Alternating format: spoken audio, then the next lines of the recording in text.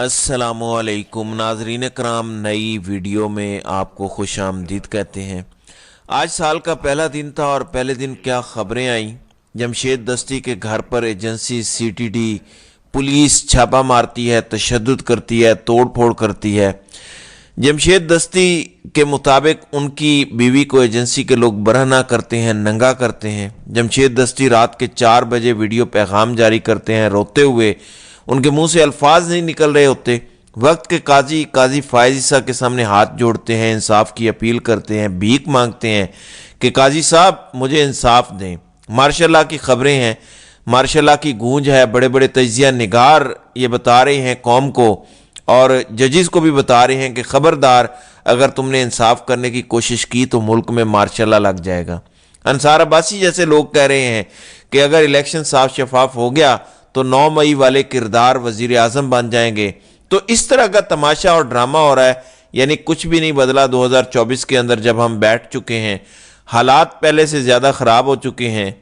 फिर वो वकला जिन्होंने ट्रिब्यूनल के अंदर जाना है और ये जो कागजात नामजदगी मुस्तरद किए गए हैं, उन वकला को अब रोका जा रहा है, उन वकला को गिरफ्तार किया जा रहा है ताकि वकला जा ही ना सकें, वो अदालतों के सामने पेश ही ना हो सकें और कागजात नामजदगी जो मुस्तरद हुए थे वो बहाल ही ना हो सकें। सबसे पहले कागजात छीने गए, उसके बाद कागजात नामजदगी मुस्तरद किए गए।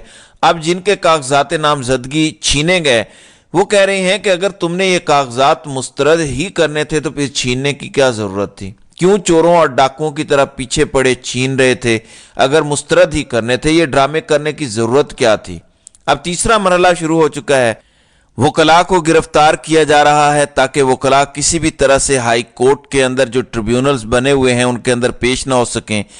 आज 2 बड़े सहाफ़ियों ने आर्टिकल लिखे। सुहेल वड़ैच ने लिखा कि अगर अदालतें इमरान खान के हक़ में फ़ैसले देंगी, अगर अदालतें मेरिट पर फैसला करेंगी, अगर अदालतों ने इंसाफ देना शुरू कर दिया तो इसका मतलब ये होगा कि वो फौजी जर्नैलों को, इस्टेब्लिशमेंट को इश्तियाल दिला रहे हैं, गुस्सा दिला रहे हैं।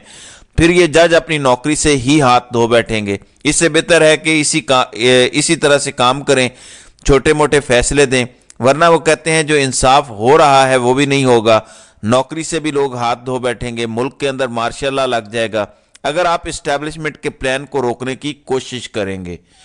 अब अंसार अब्बासी ने इनको भी पीछे छोड़ दिया। उन्होंने कहा कि मसला यह है कि मुल्क 2024 में दाखिल हो चुका है।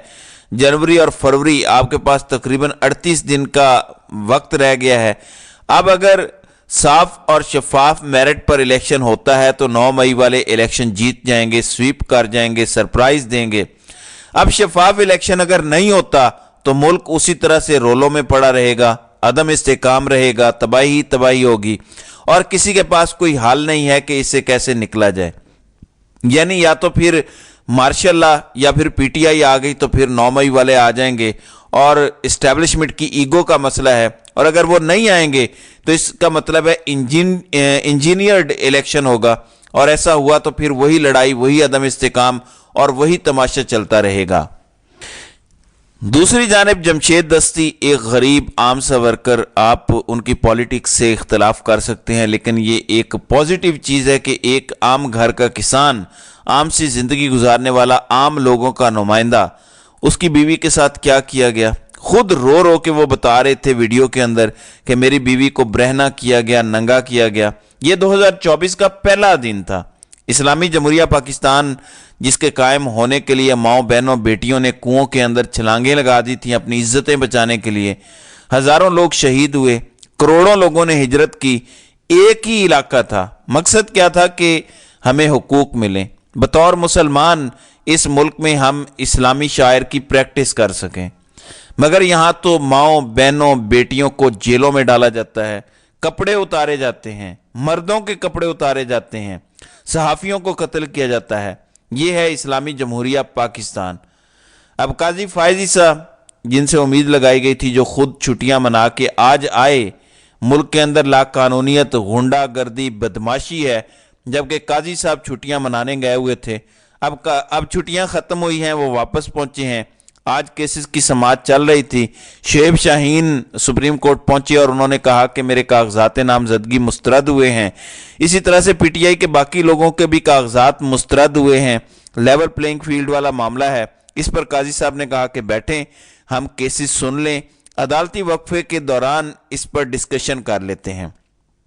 جب کیسز سن لیے گئے اور عدالتی وقفہ ہوا تو شعیب شاہین ہی غائب تھے، پی ٹی آئی کی لیگل ٹیم ہی غائب تھی۔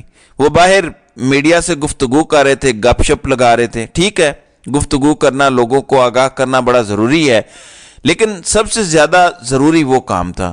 میں اکثر اپنی ویڈیوز میں کہتا ہوں کہ یہ وکیل نہیں ہیں، یہ ٹک ٹاکرز ہیں۔ ان کو بڑا شوق ہے مشہوری کا اور ہیرو پنتی دکھانے کا، ہیرو بننے کے چکر میں یہ پڑے ہوئے ہیں۔ لوگ مجھ پر تنقید بھی کرتے ہیں کہ وہ تو حقیقی آزادی کی جنگ لڑ رہے ہیں اور حق اور سچ کے ساتھ ہیں۔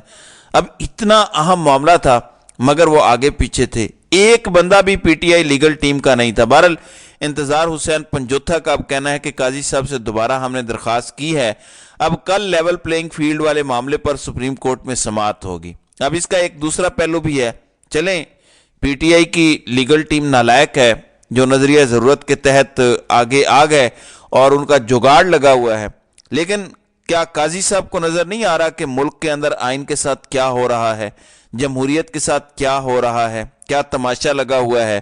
لوگوں کے کپڑے اتارے جا رہے ہیں، لوگوں کی بہنوں، بیٹیوں، بہنوں کو، ماؤں کو ننگا کیا جا رہا ہے، کاغذات چھیننے سے لے کر گرفتاریاں اور اس کے بعد 90% ایک پارٹی کے کاغذات مسترد ہو جانا۔ کیا قاضی صاحب کو نظر نہیں آ رہا؟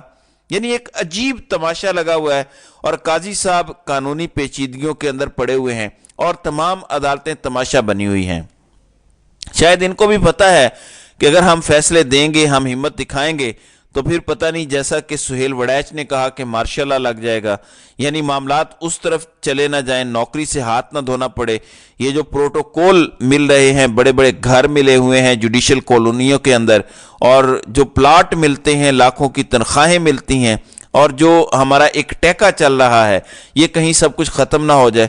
لہٰذا کوئی ضرورت نہیں ہے، پرسکون رہیں، بوٹ پالش کریں، قوم بے شک سڑکوں پر ذلیل ہوتی رہے، ماؤں بہنوں کی عزت بے شک پامال ہوتی رہے، بس یہی کچھ ہوتا رہے۔ تو ایک جانب اسٹیبلشمنٹ تماشا لگا رہی ہے، ایک جانب نامی گرامی چور کے ساتھ مل کر جو کھیل کھیلا گیا، جس طرح سے محمد زبیر نے جنرل باجوہ اور نواز شریف کی ڈیل کو ننگا کیا، وہ آپ کے سامنے ہے۔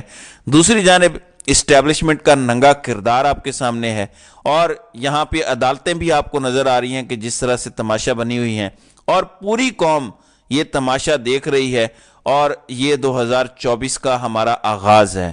تو اللہ تعالیٰ اس ملک پر رحم کرے، آمین۔ تو ناظرین اکرام، آپ کی اس ویڈیو کے حوالے سے کیا رائے ہے؟ آپ اپنی رائے کا اظہار کامنٹ سیکشن میں ضرور کیجیے گا۔